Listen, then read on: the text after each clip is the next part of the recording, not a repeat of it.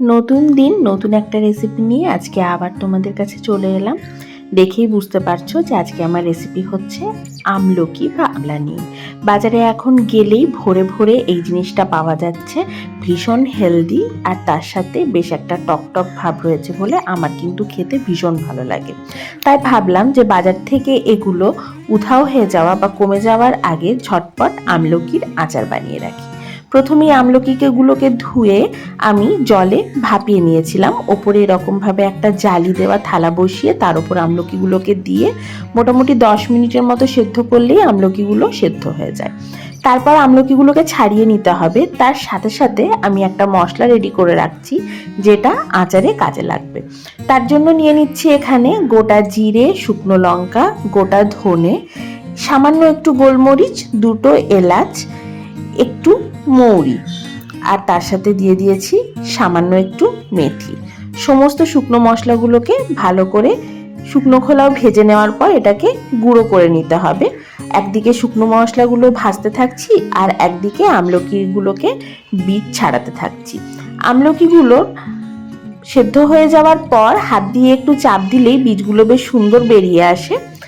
তারপর আমি কড়াইয়ের মধ্যে নিয়ে নিলাম এখানে সর্ষের তেল, তার মধ্যে দিয়ে দিচ্ছি পরিমাণ মতো হিং। একটু তেলটা গরম হয়ে গেলে তার মধ্যে দিয়ে দেব সেদ্ধ করে ছাড়ানো আমলকিগুলো। দেখো কি সুন্দরভাবে আমলকিগুলো সেদ্ধ করার পর ছেড়ে গেছে। তারপর এর মধ্যে দিয়ে দিচ্ছি স্বাদ মতো লবণ আর হলুদ। বেশ খানিকক্ষণ একটু ভেজে নিতে হবে, মোটামুটি মিনিট 2 থেকে 3 সময় ধরে। আর তারপর এর মধ্যে দিয়ে দেব পরিমাণ মতো গুড়। আমি এখানে আমলকির মিষ্টি আচার বানাচ্ছি, তাই আমি এখানে গুড় ব্যবহার করছি।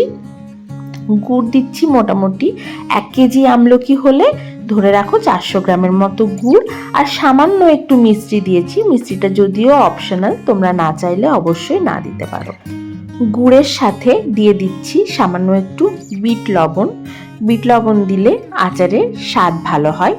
বললাম না যে সামান্য একটু মিষ্টি ব্যবহার করেছি, এখানেই সেই মিষ্টিটা দিলাম। এটা কিন্তু সম্পূর্ণ অপশনাল, না চাইলে নাই ব্যবহার করা যেতে পারে। একটু নাড়াতে নাড়াতে দেখা যাবে যে গুড়টা সম্পূর্ণভাবে গলে গেছে। তখন এর মধ্যে দিয়ে দেব একটু কাশ্মীরি লঙ্কার গুঁড়ো, শুধুমাত্র রংটা ভালো হওয়ার জন্য। আর দিয়ে দিচ্ছি আদার পাউডার। এরপর ভালো করে গুড়টাকে ফোটাতে থাকতে হবে, যাতে আমলকিগুলোর ভেতরে গুড় ঢোকে আর সেটা খেতে ভালো লাগে। এইটা একটু সময় নিয়ে হাতে করতে হবে। এরকমভাবে ফোটাতে ফোটাতে আমি মাঝে যে মশলাটা রেডি করে রেখেছিলাম সেই মশলাটাও দিয়েছি, কিন্তু ভুলবশত সেই ভিডিওটা কোনো কারণে ওঠেনি, তাই সেটা তোমাদের দেখাতে পারলাম না। দেখো মোটামুটি এরকম কনসিস্টেন্সি যখন হয়ে আসবে তখন আমি একটু চেক করে দেখব আমলকিগুলো বেশ ভালোভাবে নরম হয়ে গেছে আর মনে হচ্ছে এর মধ্যে গুঁড়ো ঢুকেছে প্রপারলি। আমি ঢাকা দিয়ে এটাকে রেখে দেব ওভারনাইট। পরের দিন সকালবেলা দেখো গুড়টা বেশ জমে গেছে। এই সময় আমি এই আচারটাকে একটা কাঁচের শিশির মধ্যে ভরে এটাকে রোদ্দুরে রেখে দেব। আমার রান্নাঘরের জানলার পাশে বেশ সুন্দর রোদ্দুর আসে, তাই আমি সমস্ত আচার সেখানেই রাখি। আচারের শিশিটাকে এরপর রোদ্দুরে দিতে থাকো আর যখন ইচ্ছে তখন খেতে থাকো। সারা বছরের আমলকির আচার রেডি হয়ে গেল। আজ এটুকুই। কেমন লাগলো জানিও। টাটা।